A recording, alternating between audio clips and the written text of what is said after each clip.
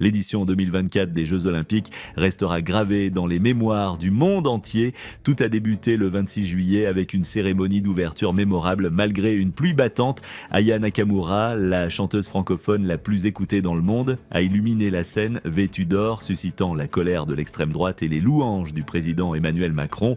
Arborant une chevelure blonde pour l'occasion et vêtue d'une robe à plumes dorées avec des sandales spartiates, elle a chanté aux côtés de la garde républicaine, terminant sa performance au garde à vous. Comme ses danseuses, Aya Nakamura a interprété un medley de ses tubes Pouki et Dja ainsi qu'un classique de Charles Aznavour, Formi formidable, en hommage au centenaire de la naissance du chanteur. Comme l'a affirmé Nicolas Aznavour, l'un des enfants du chanteur, en mai, les rappeurs trouvent leur compte chez Charles Aznavour.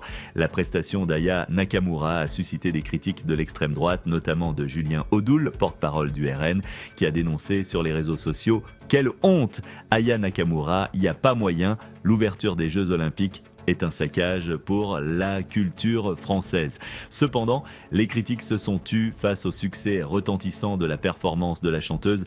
Avec la garde républicaine, la cérémonie d'ouverture a été suivie par plus de 31 millions de téléspectateurs à travers le monde.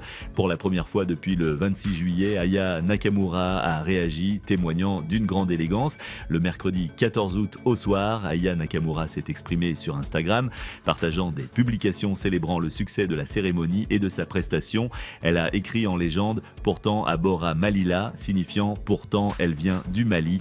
Ces 4 mots puissants ont eu un fort impact et ont été salués dans les commentaires.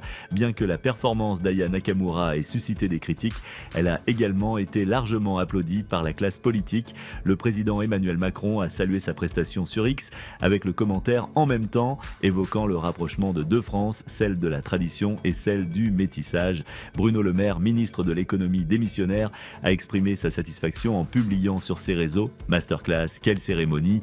accompagné d'une vidéo de la prestation de la chanteuse. Gabriel Attal, Premier ministre démissionnaire, a également félicité la performance dans un post en anglais « Name a better duo, I'll wait ». Rendez-vous en 2028 à Los Angeles pour voir si les États-Unis pourront faire mieux.